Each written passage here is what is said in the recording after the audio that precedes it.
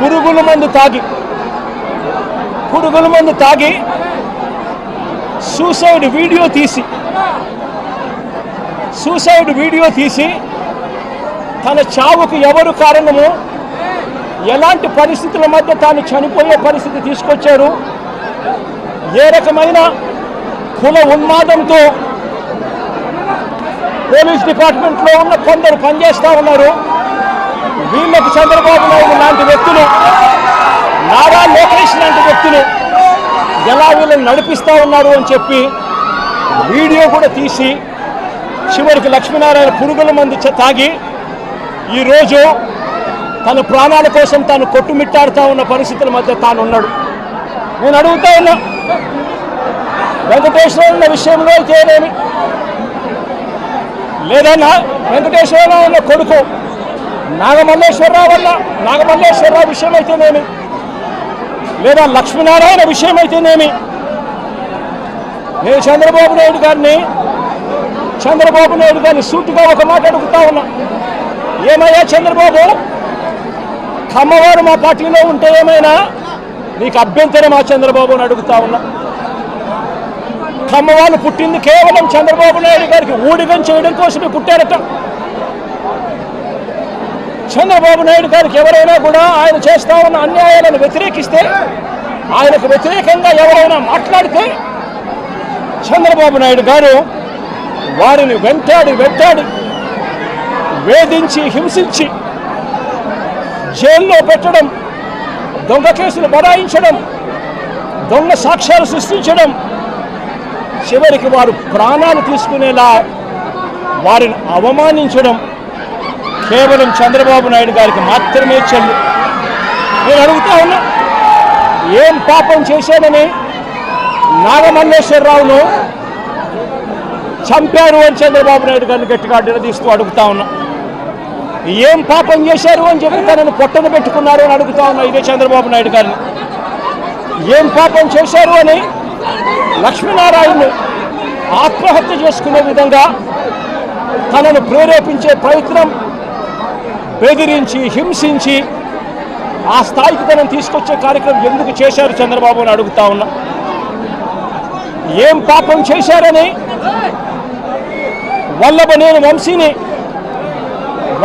వంశీని ఇదే కమ్మ సామాజిక వర్గానికి చెందిన ఎక్స్ఎమ్మెల్యే, మా పార్టీకి సంబంధించిన ఎక్స్ఎమ్మెల్యే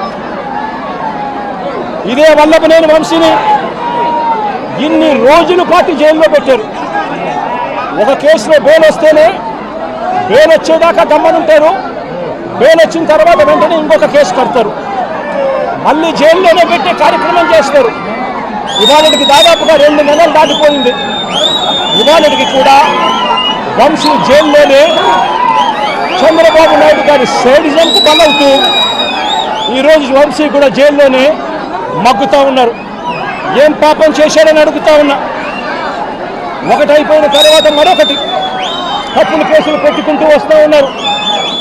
నేను అడుగుతా ఉన్నా, ఏం పాపం చేశారని కొడాలి